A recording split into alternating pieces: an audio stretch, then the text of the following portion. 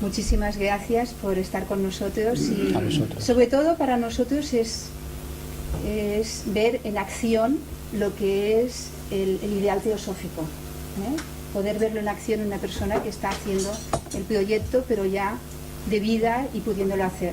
Y nosotros somos muy felices de poder coparticipar y luego poder ir viendo cómo van haciendo y lo iremos pudiendo saber todo, que eso es, bueno, no tiene palabras.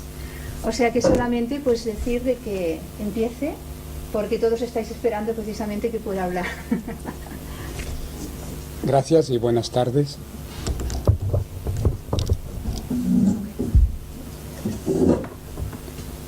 Es un placer estar de nuevo con todos vosotros.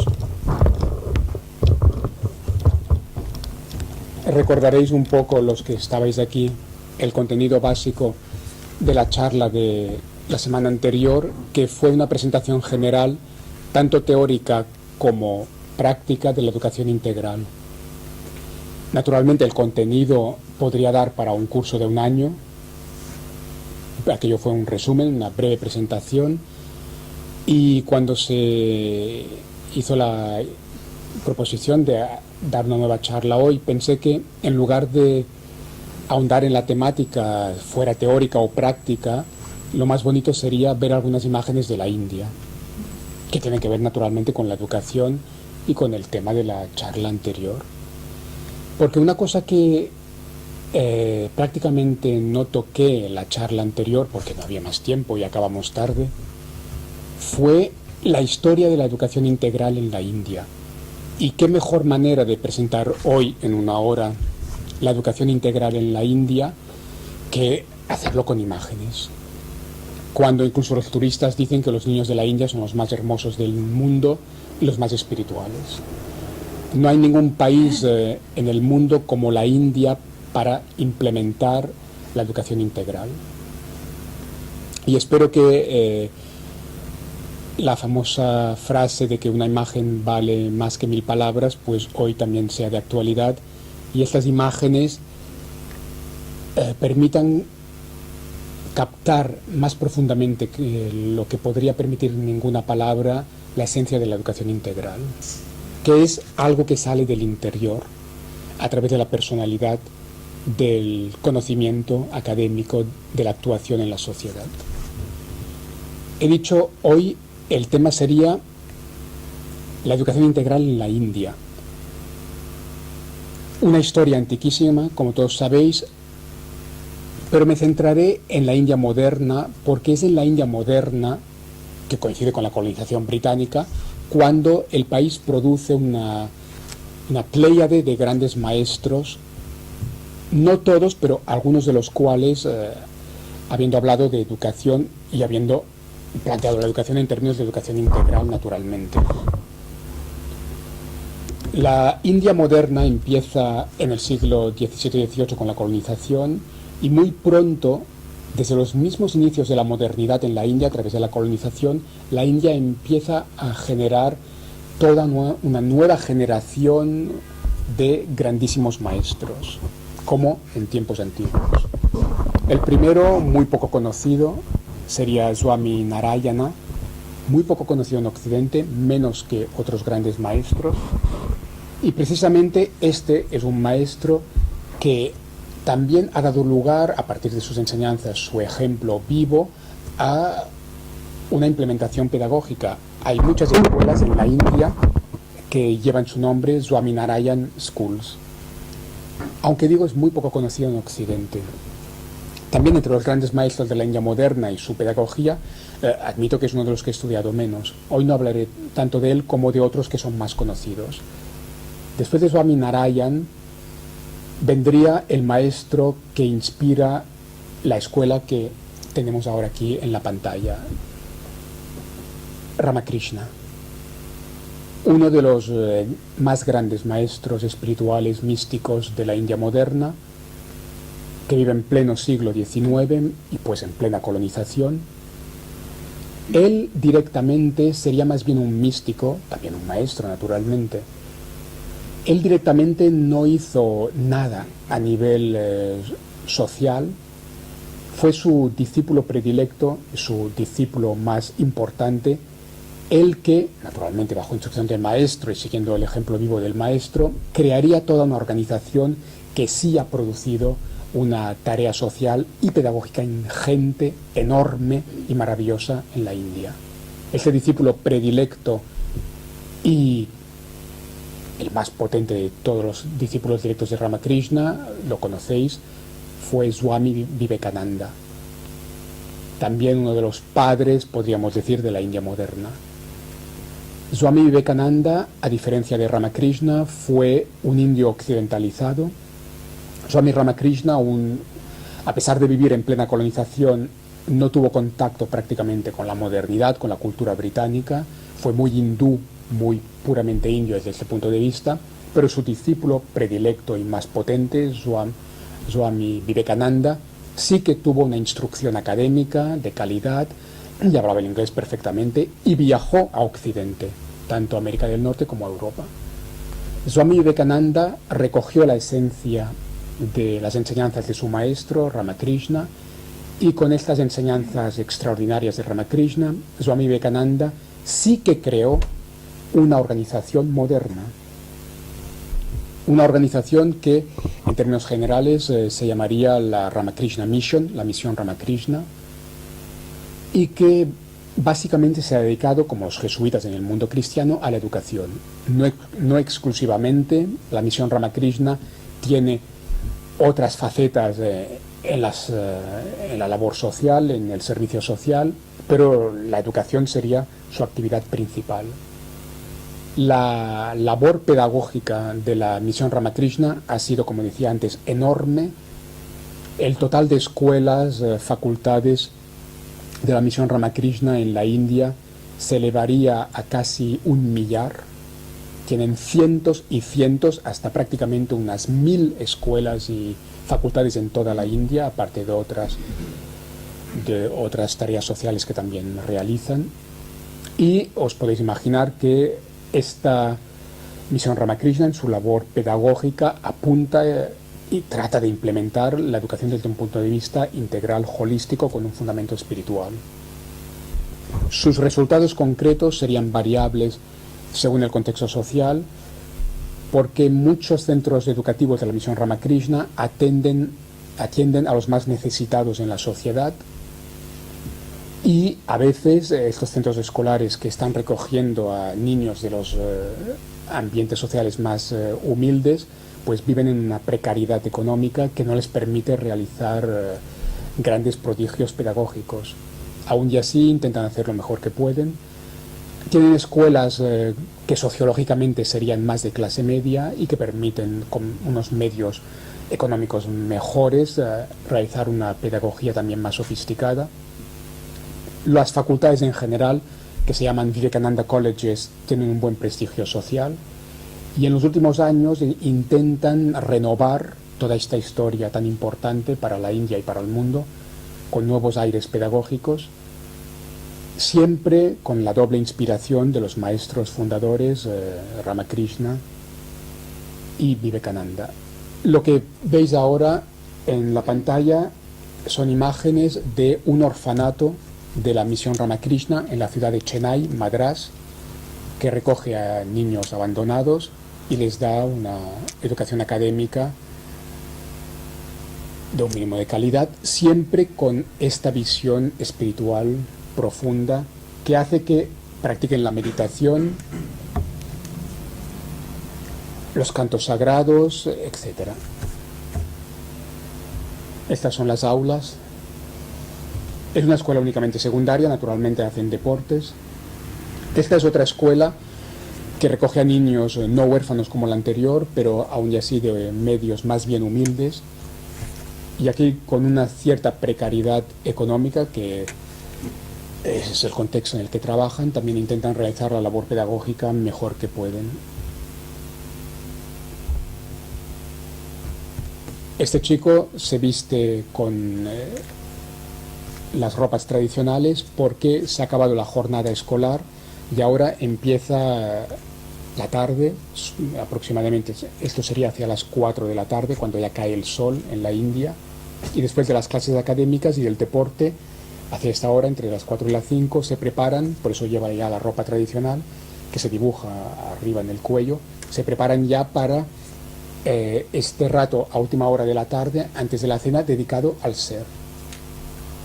Harán unos cantos en sánscrito, cantarán estrofas védicas y harán unos minutos de meditación después de los cantos védicos en sánscrito. Lo que es, esta es la hora de deportes, lo que es maravilloso de la India, y aquí realmente el país juega con ventaja con relación a cualquier otro país, es que, a diferencia del contexto occidental, en la India de entrada no tienes que gastar energía, ni tiempo, ni esfuerzo intelectual, ni dinero, ni nada en convencer a nadie. En la India se puede practicar yoga, meditación, se pueden realizar cantos de himnos védicos con toda naturalidad en cualquier escuela, en cualquier lugar, y no hace falta convencer a nadie, ni pedir permiso a nadie, ni intentar disimular, porque la palabra meditación va a escandalizar y hay que utilizar todas las tonterías que es en Occidente como interiorización y no sé qué. No, en la India las cosas se pueden decir como son, meditación, ya está, lo que es, y en cualquier lugar, en cualquier sitio, no hace falta ni permiso, ni disimular, ni convencer a nadie. Esto es una gran ventaja con relación a Occidente, donde según a qué nivel hay que disimular, no se puede decir meditación, vamos a decir relajación, porque esto ya es más científico, ya cuadra, meditación causará un escándalo. Estos problemas en la India no existen, no se lo podéis imaginar. Facilita enormemente el trabajo pedagógico.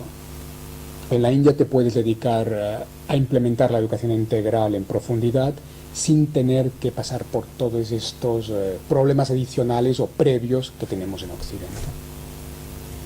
Después de esta breve presentación de la obra de la misión Ramakrishna, quisiera continuar con Aurobindo, si el ordenador responde, que me está respondiendo.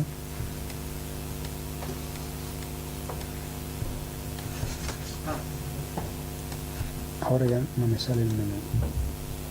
Salir. ¿Dónde? ¿Cerrar? Cerrar. Para atrás. Aquí, vale. Sí. ¿Y ahora? En la foto. ¿En la primera? Por ejemplo. Sí. Bien. O de la misma. Sí, ahora sí. Vale. Algunos de vosotros quizás reconocéis este paisaje urbano. Es Pondicherry. Pondicherry, la ciudad Pondicherry, la ciudad de Aurobindo, la ciudad del país tamil, en la costa del Golfo de Bengala, donde se instaló el gran maestro espiritual Sri Aurobindo, junto con su compañera espiritual, la madre, creando el famoso ashram de Aurobindo en Pondicherry. Esto es Pondicherry, es el centro de la ciudad de Pondicherry, que fue, como sabéis, colonia francesa, no británica, la principal colonia francesa en la India. Esto es el consulado francés, la antigua potencia colonial. Este es el ashram de Aurobindo. Si recuerdo bien, esta fotografía está tomada desde la biblioteca, muy interesante, donde hay miles y miles de libros sobre espiritualidad. Las columnas pertenecen al edificio de la biblioteca del ashram, mirando hacia la ciudad de Pondicherry. Eso también es el ashram de Aurobindo en Pondicherry. Y esta casa se halla en la famosa ciudad vecina de Pondicherry, Auroville. Algunos sabréis que a una distancia muy corta de Pondicherry, que es la ciudad donde está el ashram de Aurobindo, a poca distancia existe la ciudad proyecto futurista de Auroville, creada a partir de una visión que tuvo la madre, la compañera espiritual de Sri Aurobindo. La ciudad no está del todo finalizada, todavía está en fase de construcción y de desarrollo. La ciudad esto también es uno de los parques de la nueva ciudad de Auroville. La ciudad se basa en una idea original, no es el tipo de ciudad más habitual que tenemos en este mundo, que básicamente consistiría en una gran zona verde, como podéis observar aquí mismo, dentro de la cual habría diferentes comunidades en forma como de pequeñas urbanizaciones o pueblos. las diferentes comunidades que serían urbanizaciones. Habéis visto la casa anterior. Esto sería una urbanización formada por varias casas, y esas diferentes urbanizaciones, comunidades, estarían dispersas por toda la zona verde. Integrarían, aparte de las zonas de casas, de viviendas, también integrarían el conjunto de la ciudad verde, las zonas de trabajo, las zonas de producción, y luego naturalmente las zonas de ocio y las zonas educativas. Hay una escuela. Es un proyecto de ciudad integral o de ciudad integrada, donde se combinan el espacio natural, el bosque, las zonas de vivienda, las zonas de producción, las zonas de ocio, las zonas comerciales también, claro, y las zonas educativas. Esto en un dibujo arquitectónico maravilloso que corresponde a una visión mística que tuvo la madre. Es como un esbozo de ciudad del futuro, de nueva ciudad ideal, que está todavía en fase de desarrollo. Tanto la madre, la compañera espiritual de Sri Aurobindo, como él mismo tuvieron gran interés por la educación. Y su filosofía educativa, de naturaleza integral, naturalmente, fue implementada a través de un centro educativo que existe en Pondicherry, la ciudad. Hay una escuela y también una universidad que conforman conjuntamente el Centro de Educación Internacional de Pondicherry, que es un centro muy original, donde se intenta aplicar la educación integral de manera totalmente autónoma. No la escuela, a nivel escolar, la escuela de este Centro Internacional de Educación de Pondicherry no sigue ningún currículum legal, oficial, gubernamental en particular, como la gran mayoría de escuelas del mundo y también de la India, sino que siguen un poco su propio currículum, como intentan hacer también las escuelas Waldorf, que siguen a Rudolf Steiner. Y esto, además de un ambiente totalmente internacional, pues Pondicherry es una ciudad internacional que ha acogido a personas de todos los continentes atraídas por las enseñanzas de Sri Aurobindo. Es un intento original, auténtico, muy interesante, de educación integral en la India del Sur, en Tamil Nadu, en la ciudad de Pondicherry. Hay un ashram secundario en la capital nacional, en Delhi, y aparte de lo que sería la estructura misma de la organización, la filosofía educativa de Aurobindo, con su compañera, la madre de Pondicherry, han inspirado a muchas escuelas que formalmente podrían ser independientes en la India. Por la investigación que he podido hacer, podría haber en la India varios miles de escuelas, cada una con su propia trayectoria y naturalmente su base jurídica autónoma, que están inspiradas por la filosofía educativa de Aurobindo y la madre. Como veis, en la India hay organizaciones o movimientos pedagógicos, organizaciones educativas o movimientos pedagógicos, de entrada de una magnitud estadística considerable, que intentan implementar educación integral de manera profunda, genuina. Y en los medios en los medios educativos, pedagógicos más convencionales de Occidente, no se sabe ni que esto exista. Y esto, a mí como occidental, académico occidental, que vive en la India y que ha estudiado seriamente los dos mundos, tanto Oriente como Occidente, no deja de sorprenderme día a día cómo Occidente, en el año 2012, continúa ignorando completamente las otras civilizaciones y experimentos pedagógicos muy interesantes que se pueden dar en otros lugares del mundo y que pueden llegar a manifestar una dimensión sociológica impresionante. Que cualquier occidental me mencione una sola organización educativa en Occidente que es seguida por miles y miles y miles de escuelas. A ver, ¿cuántas hay? No tantas. La organización que conocemos con el nombre de Ramakrishna Mission, que es una sola organización estructuralmente, como decía antes, tiene unas mil escuelas y facultades en la India. Decidme qué organización educativa en Occidente tiene 1000 escuelas y facultades. ¿Cuántas? Es algo enorme, sociológicamente enorme. ¿Quién conoce la labor de la Ramakrishna Mission en Occidente? Casi nadie. Ignorado completamente. El movimiento de educación integral inspirado por Sri Aurobindo y la madre de Pondicherry. Miles y miles de escuelas, muchas en Orissa, por cierto, pero por toda la India, miles y miles de escuelas siguen la inspiración de Sri Aurobindo y la madre de Pondicherry. Miles y miles. En Occidente, a nivel académico, oficial, gubernamental, esto se ignora completamente. Mi maestro a nivel humano, Ramón Panikkar, siempre estaba diciendo lo mismo, que Occidente continúa en el imperialismo cultural, una vez abandonado el imperialismo militar.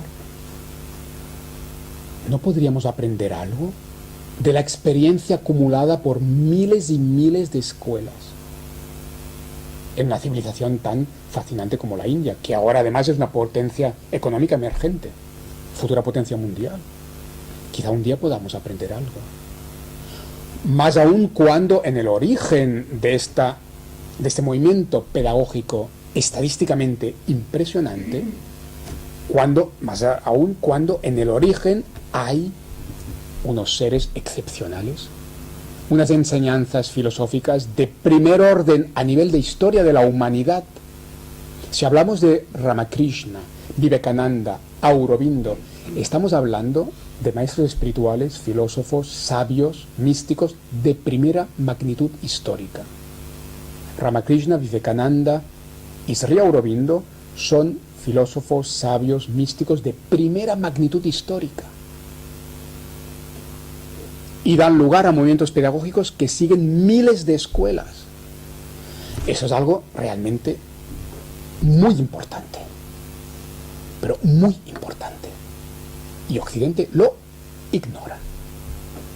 Y va dando vueltas a todos sus problemas pedagógicos, que los niños son insoportables, que los profesores ya no pueden más.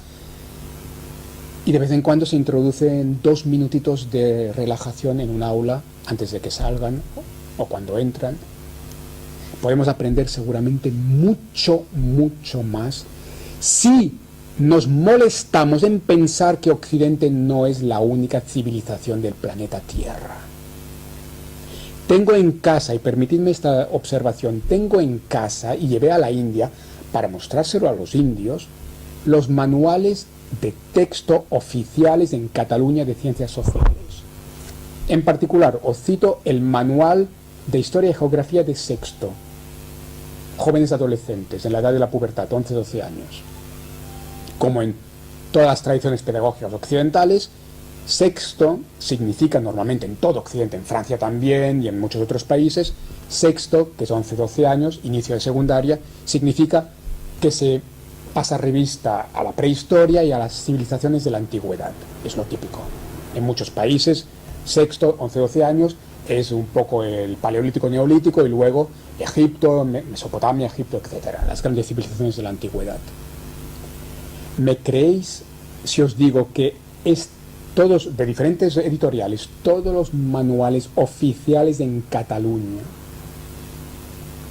cuando pasan revista a las civilizaciones de la antigüedad que conforman la base del mundo actual,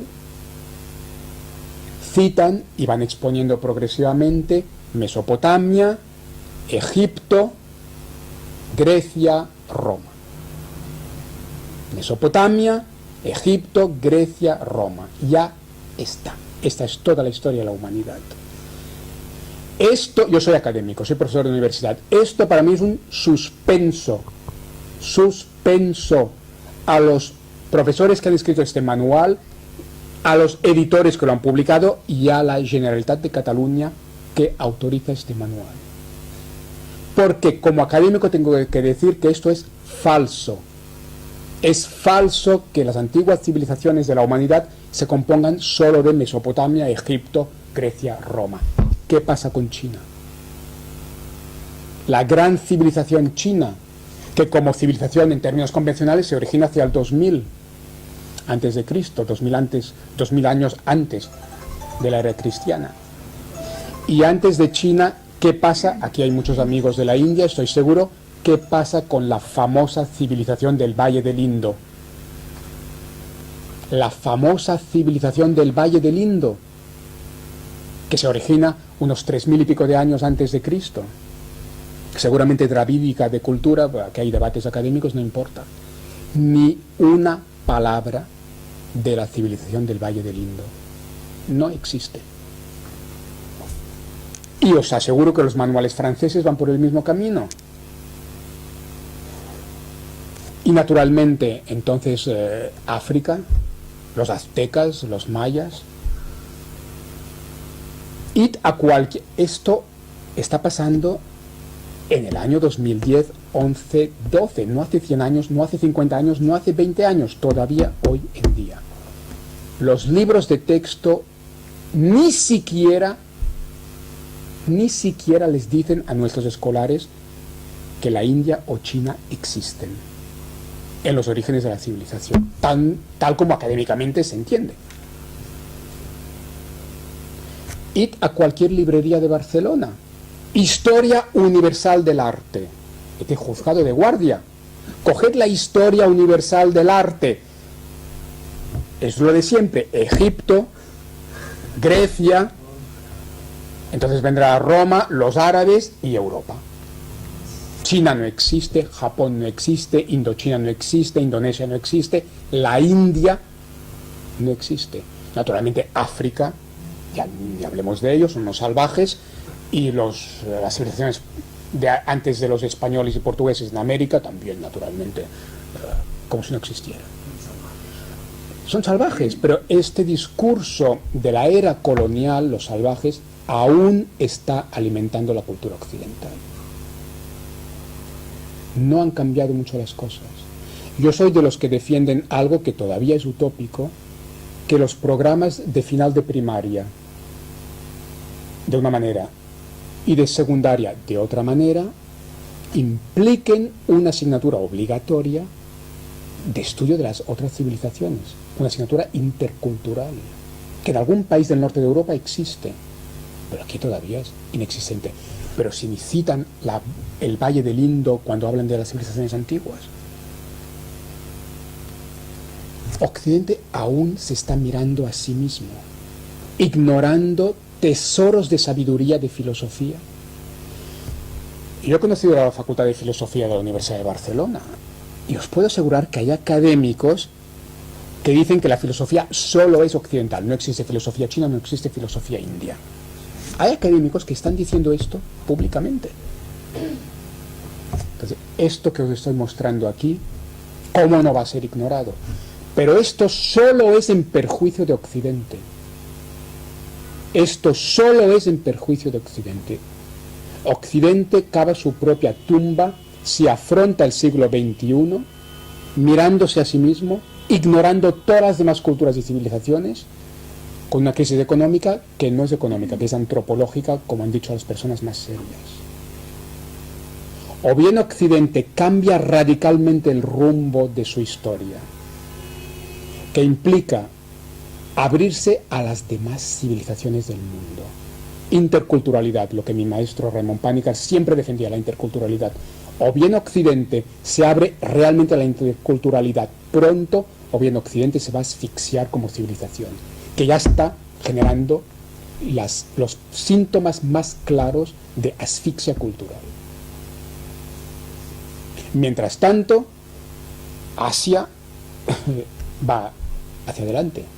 Nadie la puede parar, culturalmente y económicamente. Pero es que quizás los occidentales un día se vayan a plantear que los asiáticos aprenden mucho sobre la civilización occidental. Los asiáticos sí que aprenden muchas cosas de la civilización occidental, mientras que Occidente ignora las otras civilizaciones. Y a nivel educativo, con los problemas educativos endémicos y graves que tiene Occidente hoy en día, ¿durante cuántas décadas Occidente se va a permitir el lujo de ignorar al 75% de la humanidad? Con civilizaciones más antiguas que la occidental, todas podríamos decir. La occidental es la última que llega. Incluso en el esquema tan reduccionista ilimitado y falso, porque es reduccionista, se reconoce al menos que Grecia es la última de la cola. De todas las civilizaciones antiguas, Grecia es la última. Todas las otras son anteriores. Por no hablar de las culturas que tienen cosas muy interesantes, naturalmente, en África o en América. ¿Durante cuántas décadas todavía Occidente va a ignorar las aportaciones culturales del 75% de la humanidad? Cuando todas son culturas y civilizaciones más antiguas aún que Occidente. Occidente es una gran civilización, yo lo digo en la India. Pero es un error gravísimo y profundísimo que ha hecho Occidente y todavía mantiene el mirarse solo a sí mismo. El cerrarse en uno mismo implica la asfixia. Siempre. La vida es dialogal. La vida es diálogo. Y esto, a nivel científico, hoy en día se puede poner sobre la mesa de la academia con la física cuántica. La física cuántica descubre el carácter dialogal del cosmos mismo, de la realidad física. La realidad física, la realidad misma en términos físicos es dialogal, es interdependiente. ¿Cómo a nivel cultural podemos estar mirándonos solo a nosotros mismos? Y cuando tenemos problemas endémicos y graves, como los tenemos en Occidente con el tema educativo, nos vamos a permitir todavía durante décadas de ignorar miles de años de civilización, miles de escuelas de experiencia pedagógica, en base a las enseñanzas, filosofías de los más grandes sabios filósofos místicos. Lo que intento aportar hoy es no solo unos pequeños comentarios con algunas imágenes bonitas sobre la educación integral a partir de los maestros de la India, sino intentar poner sobre la mesa de Occidente este gran tema. ¿Cuánto podemos aprender de estos grandes maestros filósofos de Oriente, de la India, de los movimientos pedagógicos enormes que han generado, con todos sus miles de años de civilización que hay detrás? Ellos, orientales, indios, que están aprendiendo la modernidad además, que están aprendiendo el inglés, que hablan el inglés perfectamente a nivel de la clase media, y que están dominando más y más la tecnología que nosotros inventamos en el inicio de la modernidad. Nos están pasando por encima, y que vayamos nosotros mirándonos a nosotros mismos, ignorando al resto de la humanidad. Vamos a ser nosotros los que vamos a ver las consecuencias negativas, no ellos. Os cuento una pequeña anécdota que para mí es maravillosa y que recordaré toda la vida y que explicaré toda la vida.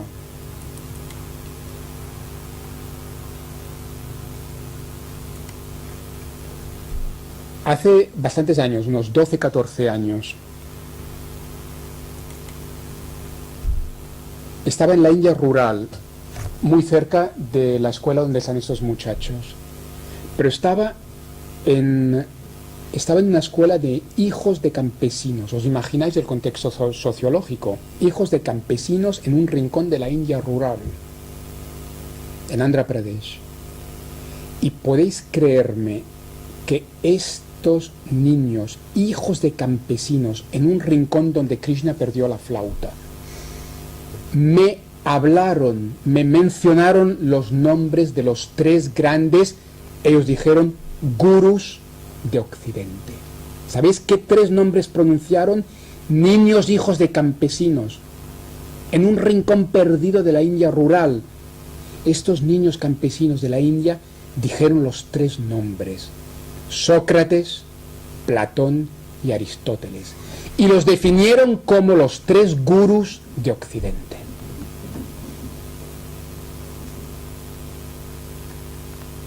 Cuando conté esto a una profesora universitaria de Australia, en la India, me dijo: Albert, muchos alumnos míos en mi universidad en Australia no saben quién era Sócrates. Esto no lo digo yo, esto me lo dijo esta amiga mía, australiana, colega mía, profesora de universidad en Australia, me dijo, porque le conté esta anécdota, en una de las muchas charlas que tuvimos sobre educación. Y me dijo así, con estas palabras, al ver muchos alumnos míos en mi universidad en Australia no saben, no tienen ni idea de quién era Sócrates.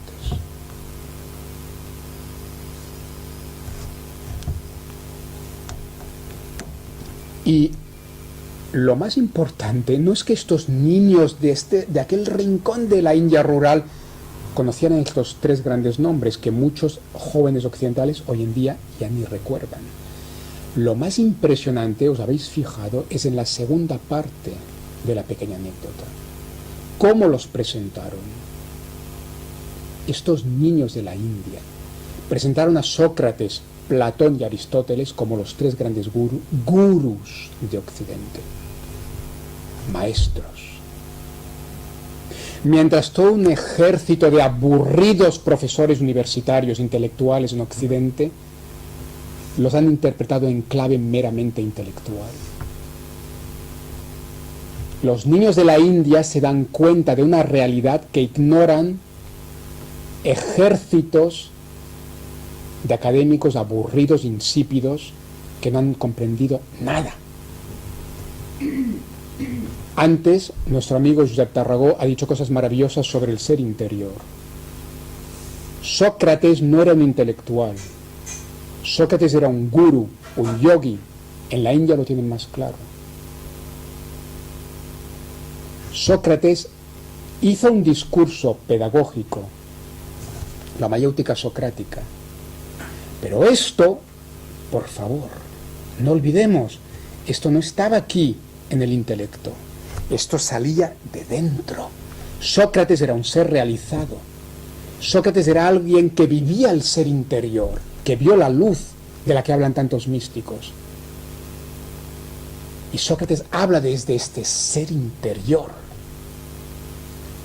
Incluso en los diálogos platónicos, Platón mismo está hablando desde el mismo nivel.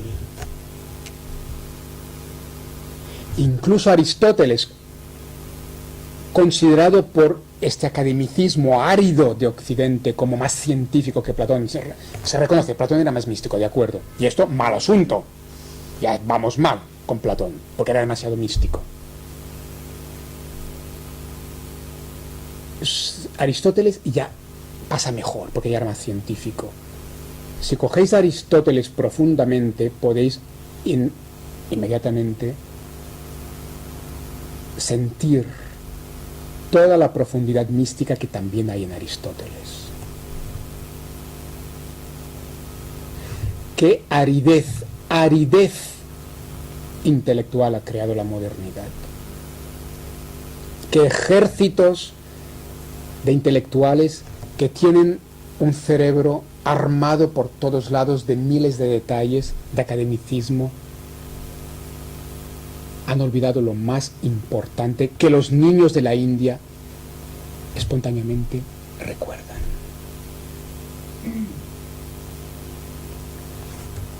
Tiene que haber un giro muy importante.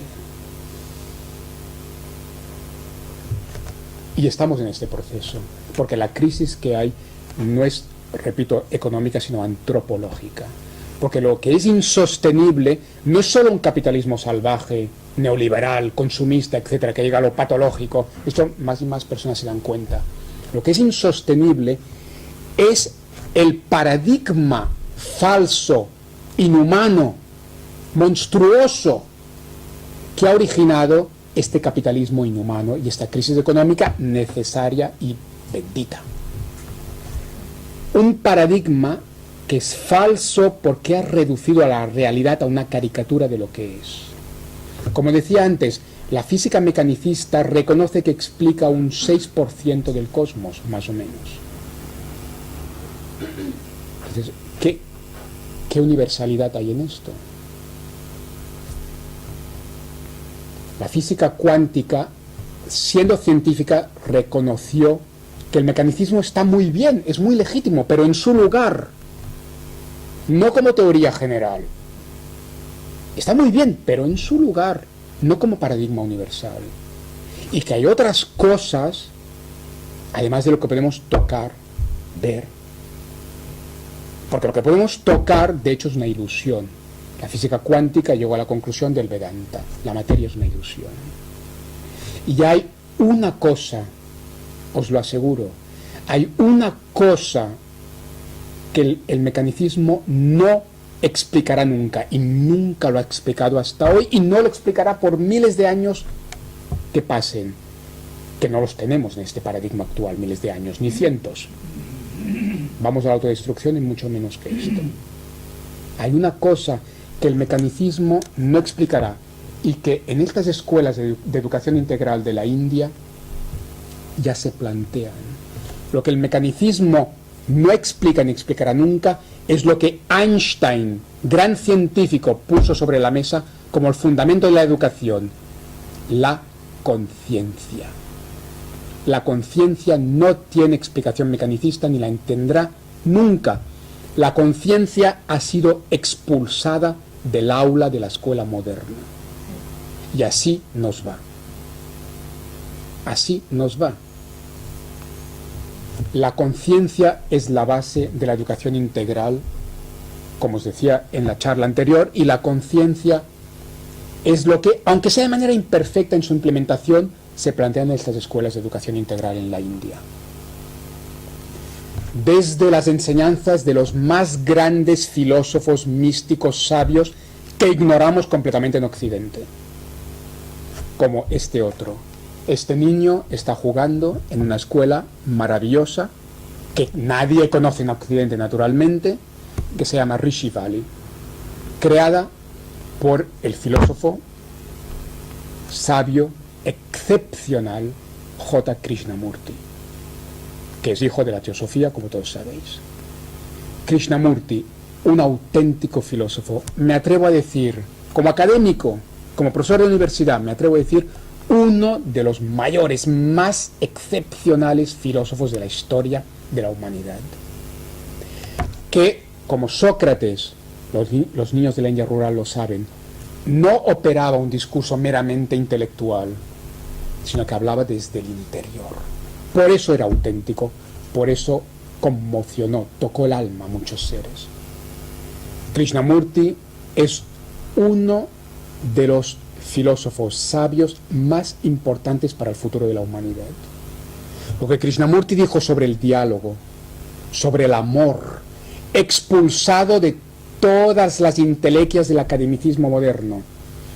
¿Sabéis que en la filosofía griega uno de los temas fundamentales es el amor? Como en la filosofía india tiene mucha importancia prema, el amor, como Sundaram, la belleza. El romanticismo, el último gran movimiento cultural de Occidente. Sabéis que en el romanticismo el amor era fundamental, como en Grecia, como en el hinduismo, como en el budismo. Y sabéis que el amor del romanticismo no es de ninguna manera las estupideces de las revistas, de las peluquerías. No es esto. No es sentimentalismo el amor de los románticos, es metafísico, como en Grecia, como en el hinduismo, como en el budismo. El romanticismo es el último movimiento cultural de Occidente que todavía apunta hacia la realidad en su profundidad y que todavía se acuerda de que el amor es fundamental. Después del romanticismo, el amor pasa a ser olvidado por parte de los discursos predominantes en Occidente. Pasa a ser un tema personal, emocional, literario, de segunda, tercera, cuarta, quinta división. Porque lo que cuenta es lo científico, y lo científico es lo mecanicista. De ahí no entra el amor. Y así nos ha ido, así tenemos el planeta que tenemos. Krishnamurti, uno de los filósofos más excepcionales de la historia, con un mensaje fundamental para el futuro de la humanidad. Habló de educación, tiene palabras absolutamente maravillosas sobre la educación, ignoradas masivamente por los ministerios de educación de Occidente, por las escuelas de Occidente, por los pedagogos de Occidente. Y Krishnamurti dijo cosas profundísimas, bellísimas, cuando relaciona el amor, el diálogo, la relación, cosas fundamentales de la condición humana, con la práctica pedagógica. Él mismo creó dos escuelas, siendo joven, relativamente joven. Rishi Valley en el sur, en Andhra Pradesh, y Rajghat en Varanasi, la histórica, mítica ciudad de Benares, a orillas del Ganges. Esta es Rishi Valley, la escuela del sur de Andhra Pradesh. Después de estas dos escuelas iniciales, la fundación que lleva su nombre, Fundación Krishnamurti, ha creado otras escuelas en la India, hasta una decena o docena, no me acuerdo exactamente, y hay alguna escuela también en Occidente, en Estados Unidos, en Inglaterra. En esta escuela realmente singular de Rishi Valley, inmersa en un paraje natural de gran belleza, la orientación pedagógica va hacia la línea de la educación integral, holística. En este momento los niños se preparan para cantar cantos en sánscrito. Las artes naturalmente juegan un gran papel. La práctica al aire libre, el excursionismo también.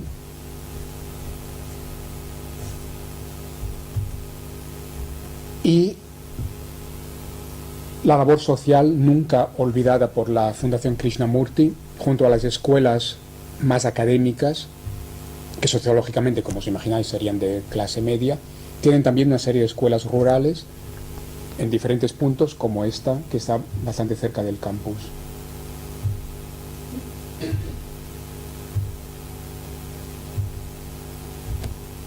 Un punto muy interesante de las escuelas Krishnamurti, siguiendo la filosofía magnífica de este gran sabio y filósofo, un punto muy importante tanto del sabio fundacional como de las escuelas Krishnamurti que siguen su pedagogía, tendría que ver con la mentalidad misma que tendría que acompañar siempre la educación integral. Como sabéis, Krishnamurti era alérgico a los sistemas, a las catequesis, al dogmatismo o a los dogmas en sí mismos. Porque, como Krishnamurti dice, la realidad se recrea de instante en instante, algo muy budista y muy cuántico, también muy vedántico.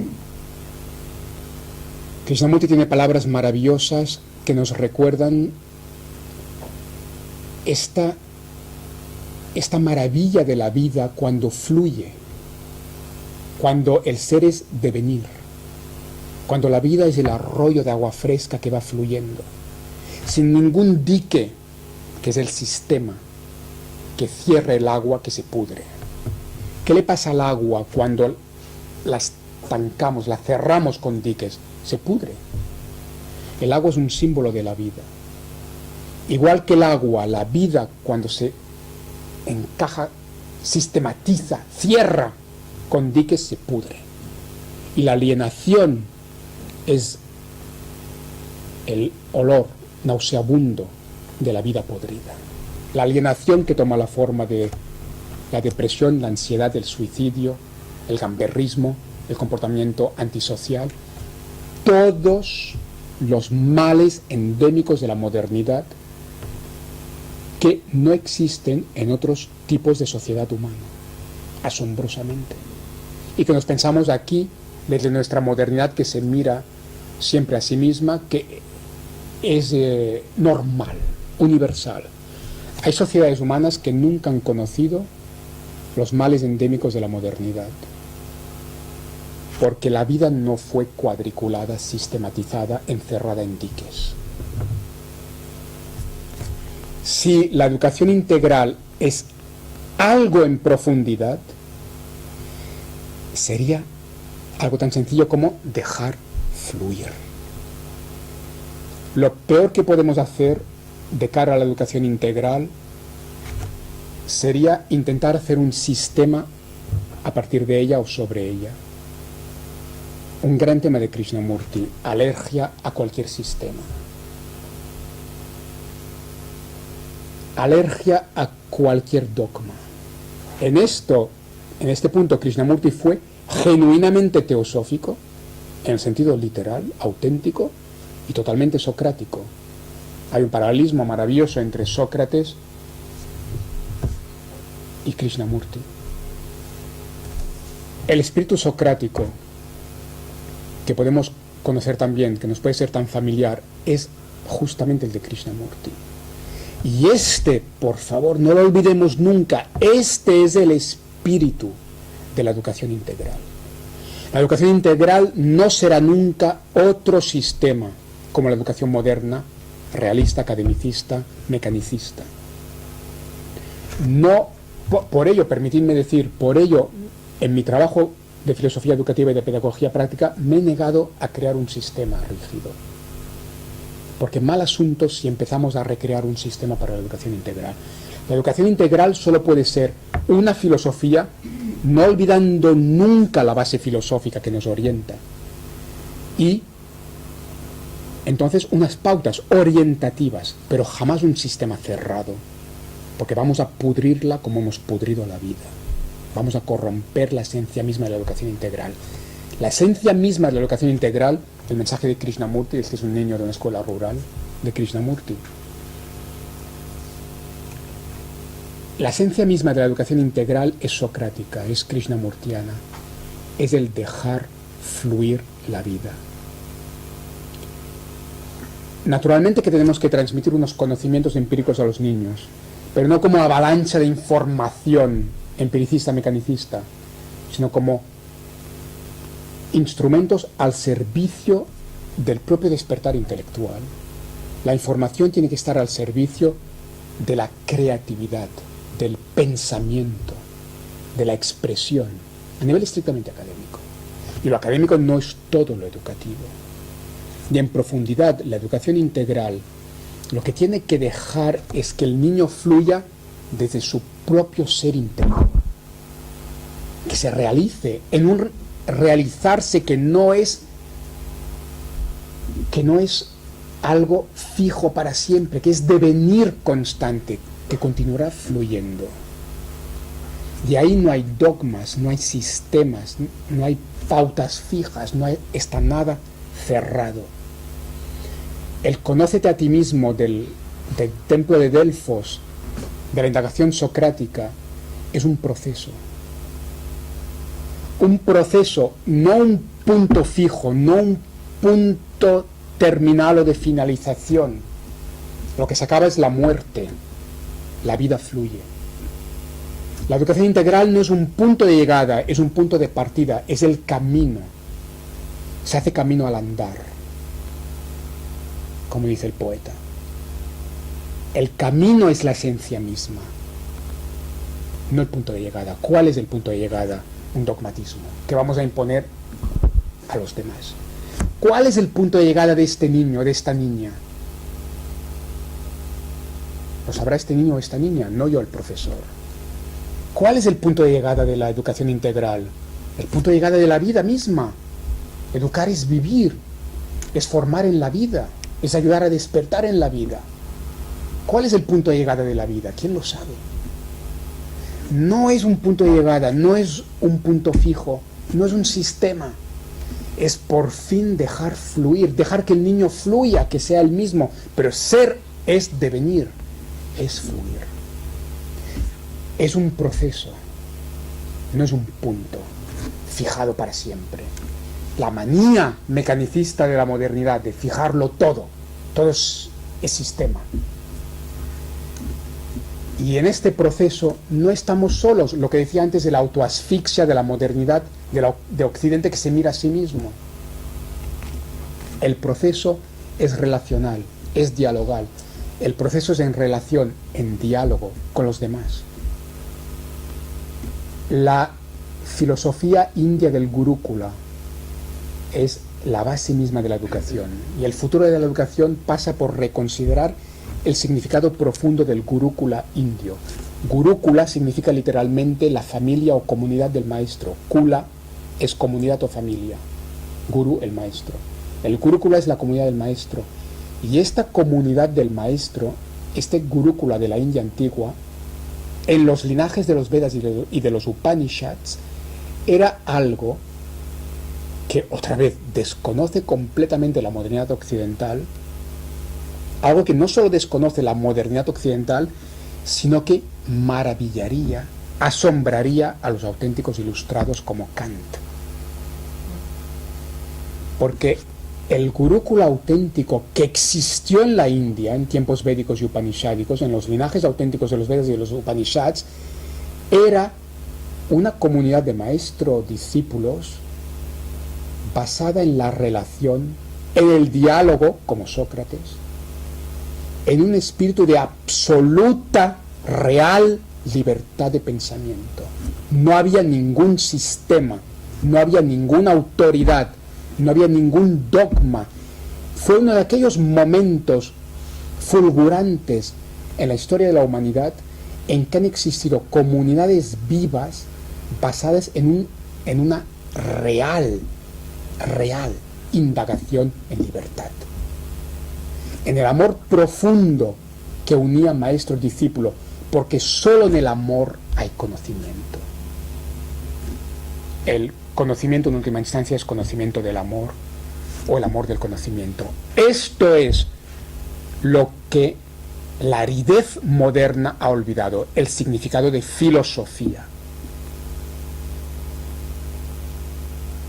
Decía antes, un tema que la modernidad ha olvidado es el amor. El amor ha dejado de ser un tema filosófico en la modernidad.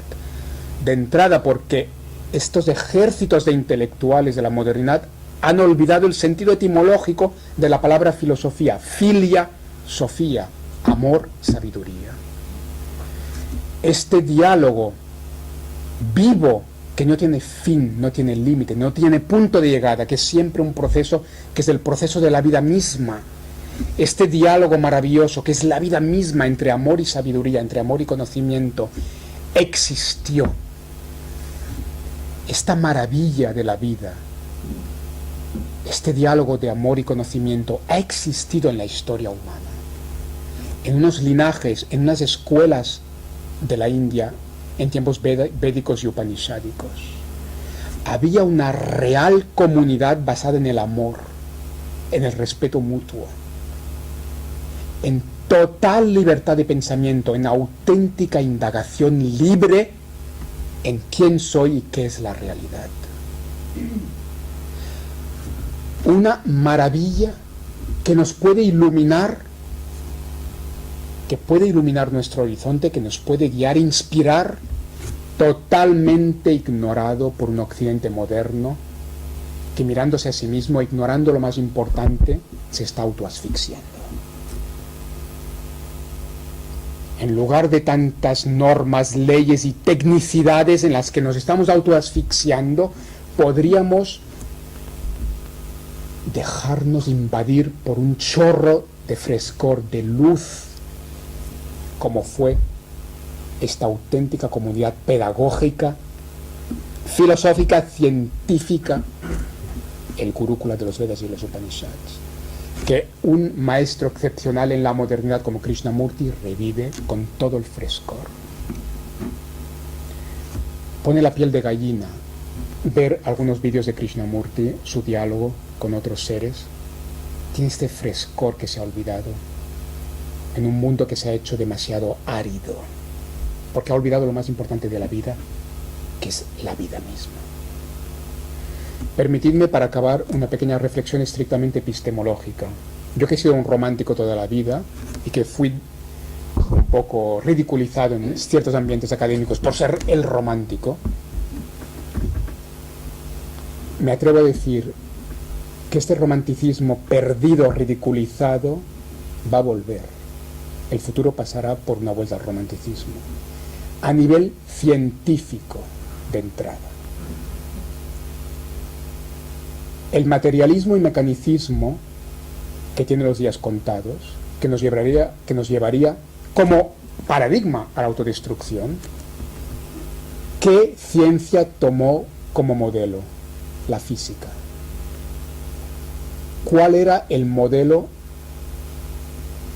para el romanticismo? No la física, sino la biología.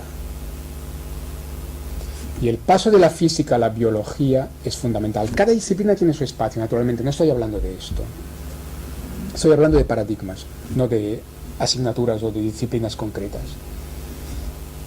Tiene unas consecuencias terribles una opción o la otra. El coger la física, una física mecanicista, como base, y el coger la biología como base, tiene unas consecuencias terribles. El mundo, la civilización que como paradigma cogió la física mecanicista como base, ha acabado como hemos acabado. Vamos hacia la autodestrucción, no lo digo yo, lo dicen informes de Naciones Unidas. Solo tiene futuro un paradigma que, y lo que estoy diciendo es metafórico hasta cierto punto, una metáfora que intenta tener un contenido epistemológico, pero en sí es una metáfora con un contenido epistemológico. Entendedlo así, por favor. Solo tiene futuro una civilización que pone como base metafórica no la física, sino la biología. ¿Por qué? Porque somos seres vivos y la biología es la ciencia de la vida. Y lo que la modernidad ha olvidado es la vida. No puede ser casual, para mí como académico dedicado a la filosofía, no puede ser casual que haya negado la vida tan dramáticamente una civilización que optó por la física mecanicista como modelo. Se olvidaron de la vida. Y olvidándose de la vida, se olvidaron de la conciencia. Y no yo, un filósofo chiflado, sino Albert Einstein dijo que la actual ciencia mecanicista, tecnológica, es un psicópata con un hacha en las manos. Esto no lo dijo un filósofo chiflado como yo. Esto lo dijo Albert Einstein. La ciencia mecanicista con su tecnología es un psicópata con un hacha en las manos. Y Einstein, no un chiflado como yo, Einstein dijo que la educación pone sobre la mesa la conciencia, o no es educación. Y no yo, un filósofo chiflado, sino científicos hoy en día, desde diferentes campos de la nueva ciencia, como la hipótesis Gaia, como la sofrología, como la nueva ciencia de la conciencia, la física cuántica también, han vuelto a decir, como los otros chiflados, los románticos, que la vida es lo más importante y que la vida no tiene explicación mecanicista. Esto es lo que tiene que volver a estar en el centro de la ciencia, la vida, la conciencia. Esto es lo que tiene que estar en el centro de la educación. Educar no es memorizar para exámenes mecánicos, para notas. Educar es formar a la persona humana, y la persona humana es la vida misma. Cada ser humano es la vida en todo su esplendor, en aquel ser único al mismo tiempo. Cada ser es al mismo tiempo único y la vida misma. Qué belleza toma la educación cuando es ayudar a un ser que es la vida misma a formarse, a conocerse a sí mismo, a expandirse desde su propio interior, en relación y diálogo en el amor. Krishnamurti dio un mensaje maravilloso sobre esto, ignorado por todos los ministerios de educación, que luego no saben qué hacer con los problemas endémicos que su propio paradigma ha creado. Permitidme hoy, tan solo en una hora escasa, evocar muy brevemente, muy mal, porque seguramente la expresión es totalmente imperfecta, pero al menos quería hoy, en una hora escasa, evocar, ni que sea de manera muy imperfecta, la belleza, la profundidad, la importancia de la filosofía y de la pedagogía de estos grandes maestros filósofos místicos de la India, esperando que un día dejen de ser ignorados y sean fuente de inspiración, no solo en la India, sino también en Occidente, con nuestros propios grandes sabios de Occidente, también ignorados por los occidentales, como Sócrates, Platón y Aristóteles, muy bien recordados por los niños de la India rural. Gracias.